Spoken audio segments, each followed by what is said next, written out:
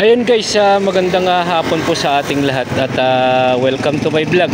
For today's video po, andito po tayo sa bayan ng San Manuel kung saan makikita po natin yung binebentang property po rito along MacArthur Highway. Corner lot po. Bali, ito po yung MacArthur and then ito po yung Barangay Road, 2-lane Barangay Road. Bali, corner lot po ito at ito po yung property na binebenta po. Ito po. Ayan, pasukin ko po mamaya. Ayun, ang frontage po nito dito sa MacArthur is 180 meters frontage. And then po sa Barangay Road is 120 meters frontage po. Mula po dito, kanto na to, hanggang doon po sa may placard na yon. And then mula po dito sa may Barangay Road hanggang doon po sa may mga niyog na yon. Pakita ko po sa inyo mamaya. Ito po yung property. Sumusukat po ito ng andito po yung titulo. Papakita ko po sa inyo. Malinis na malinis po. Sumusukat po siya ng 3,695 square meter po. 3,695. Ayan po yung lot area. Ito po. Ayan po. Ito po yung property. Ito po, along the MacArthur Highway. Ayan. Titulado po, napakalinis po ng titulo.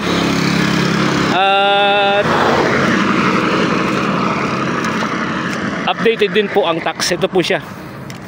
Napakagandang pang commercial po. Ayan po, commercial lot, gas station, trucking or any commercial purpose po. Pwede po rito. Ayan po. Nakikita po ninyo, yan. Yan po yung property. Mula po dito sa may highway, sa MacArthur, hanggang doon po sa may pader na yan. Pag ganun po siya, hanggang doon sa may akasya na yan. Akasya niyog. Bali 180 more or less po yung frontage dito sa MacArthur. Ayan po, makikita po ninyo. Ito pong andito sa property is nag-uupa lang po ito. Inupahan po kay engineer po kasi may-ari na ito, itong property na to. Good as gasoline station or any commercial.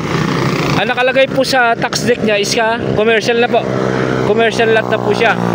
Hindi na po agri, hindi na po residential, kundi commercial po. Commercial na po. Andito po hawak ko po yung tax deck niya. Ayan, ulitin ko po.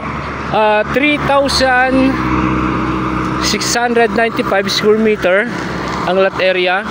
Titulado. Ayan po, oh. Electronic title. Buhay pa po yung nakapangalan sa titulo, silang mag-asawa. Ayun.